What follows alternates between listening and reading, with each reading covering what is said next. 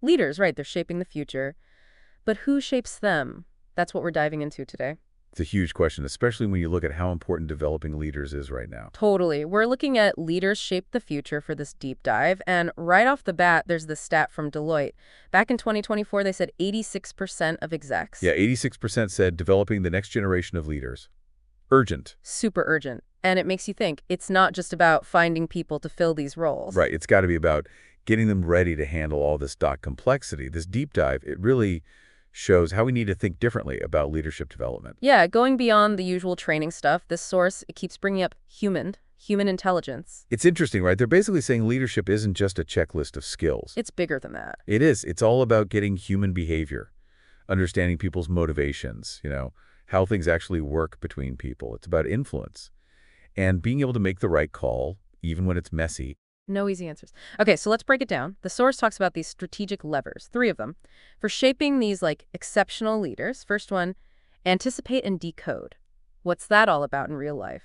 Think about it. A leader who can spot, I don't know, the tiny change in how customers are feeling before it becomes a big problem, and they change their strategy because of it.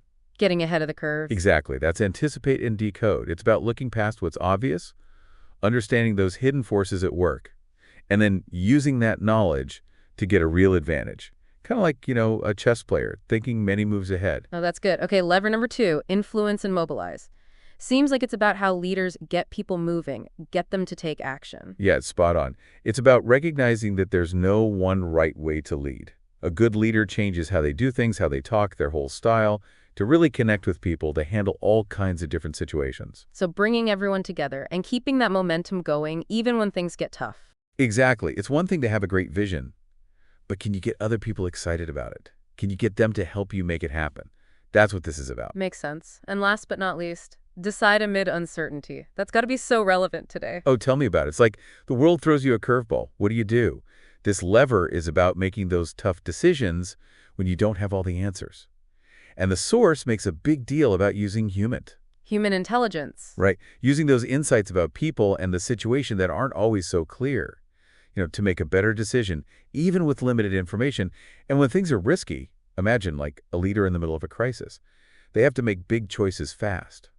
But they know their team. They know their strengths and weaknesses. They use that. So it's not just going with your gut, it's about intuition that's been trained. Yeah, it's informed intuition, not just relying on numbers on a page. It's deeper than that. The source really hits hard on this idea that developing leaders isn't just about giving them more skills. It's about how they see the world.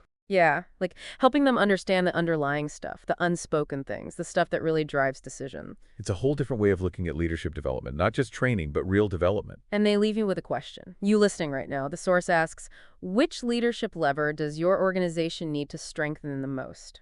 It really gets you thinking. Where do you need to focus? Big time. It all comes down to this: preparing leaders for what's coming. It's not just about teaching them a bunch of skills.